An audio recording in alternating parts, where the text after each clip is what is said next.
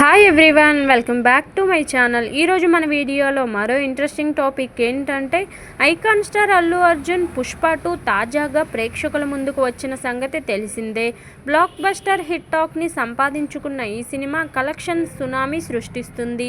రష్మిక హీరోయిన్గా 3 ఏళ్ల క్రితం విడుదలైన పుష్ప ది రైజ్కు సీక్వెల్గా ఈ సినిమా తెరకెక్కింది. మైత్రి మూవీ మేకర్స్ పతాకంపై నిర్మించిన ఈ సినిమా భారీ అంచనాల మధ్య డిసెంబర్ 5న ప్రేక్షకుల ముందుకు వచ్చింది.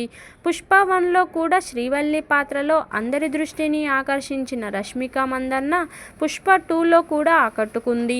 ఈ శ్రీవల్లి పాత్రతో రష్మిక నేషనల్ వైడ్గా గుర్తింపు తెచ్చుకుంది.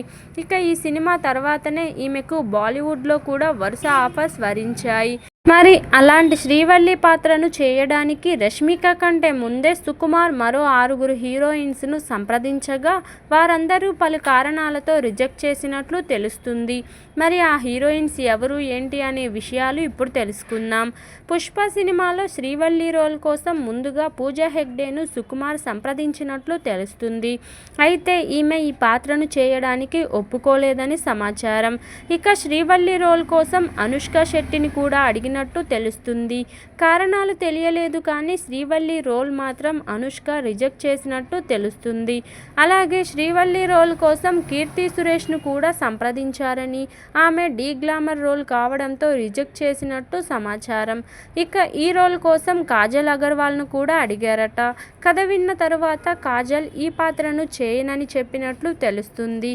అలాగే ఈ పాత్ర కోసం నయనతార, త్రిష లాంటి స్టార్ హీరోయిన్స్ను కూడా సుకుమార్ సంప్రదించారట. కానీ వీరిద్దరూ కూడా ఈ రోల్ మిస్ అయినట్లు సమాచారం. ఇలా తిరిగి ఈ రోల్ చివరకు రష్మిక మందన్నను వరించింది. ఈ గోల్డెన్ రోల్ను దక్కించుకున్న రష్మిక ఇప్పుడు పాన్ ఇండియా వైడ్గా గుర్తింపు తెచ్చుకుంది. మొత్తానికి ఈ రోల్ మిస్ చేసుకున్న వారంతా ఇప్పుడు బాధపడుతున్నట్లు సమాచారం.